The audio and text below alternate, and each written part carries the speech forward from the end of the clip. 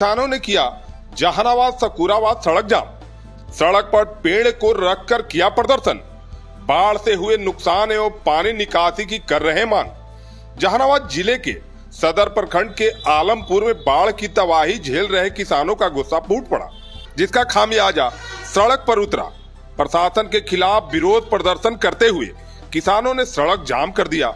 गुस्साए किसानों ने कटे पेड़ को सड़क पर रखकर सड़क को पूरी तरह से बाधित कर दिया, जिससे आवागमन पूरी तरह से ठप हो गया। जाम की सूचना मिलते ही स्थानीय प्रशासन मौके पर पहुंची और किसानों को समझा बुझाकर मामला शांत कराया। किसानों का कहना है कि प्रखंड क्षेत्र के आलमपुर गांव के समीप बाढ़ का पानी घर एवं खेतों में समाया हुआ है, जिससे वहां रहने वाले ग्रामीणों को काफी परेशानी का सामना करना पड़ा है। हम लोगों ने कई बार खेत से पानी निकालने की मांग प्रशासन से की, लेकिन किसी तरह से हम सभी को कोई भी मदद नहीं मिला। लाचार होकर हम किसानों का गुस्सा फूट पड़ा और नाराज किसानों ने जहानाबाद सकुराबाद मुख्य मार्ग को घंटों जाम कर दिया। जाम की वजह से आवागमन पूरी तरह से बाधित हो गया और वाहनों की लंबी कतारें लग गई। सड़क जाम कर रहे किसानों ने बताया कि हाल ही में मोरहर नदी में आई बाढ़ के कारण चैनपुरा, अमैन, पंडुई समेत कई पंचायत के खेतों में पानी भर गया है। धान की फसलें बर्बाद हो गई है। लगातार नुकसान झेलना पड़ रहा है। इसके बावजूद प्रशासन हम किसानों की समस्या को नहीं समझ रहा और न ही जल निकासी की कोई समुचित व्यवस्था ही कर रहा है। ज्ञात हो कि बाढ़ आने के बाद जहानाबाद के कई क्षेत्रों में किसानों को भारी समस्या का सामना करना पड़ा। कई जगह से हमें कॉल आ रहे हैं कि यहाँ लगातार पानी बढ़ता जा रहा है। ज्ञात हो कि एक बार और इससे पूर्व बाढ़ आकर किसानों को बर्बाद करके चली गई। अब फिर से बाढ़ आई है और किसान भारी नुकसान का दंत झेल रहे हैं। अब इन किसानों को आखिर कौन देखेगा, क्योंकि किसान के लिए खेत ही रोजी रोटी का सवाल है। आप समझ सकते हैं कि उन किसानों पर क्या बीत रही होगी जो सिर्फ खेत के सहारे अपना जीवन यापन कर रहे हैं और उनका भी फसल बर्बाद हो जाए तो फिर वो करे तो क्या करे, आखिर किसके पास गुहार लगाए।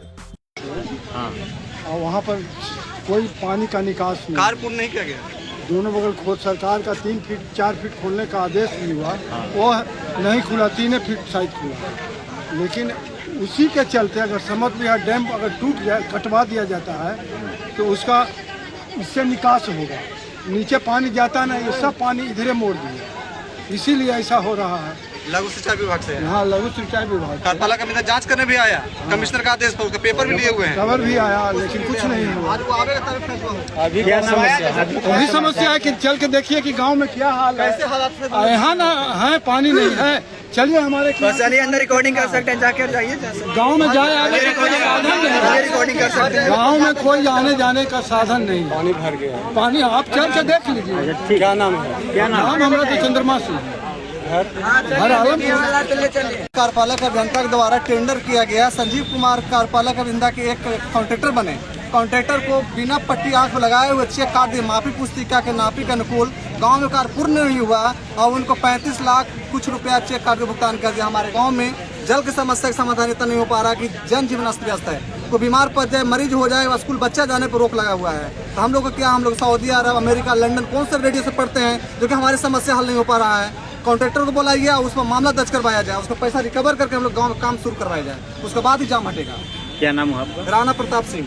जंग औरत तो पानी लग रहा है, पानी में कोई रोगी भी बाहर नहीं जा पा रही है, कोई बच्चा स्कूल नहीं जा रहा, कोई बच्चा स्कूल नहीं जा पा रही है। बहुत परेशान में रहा हम लोग।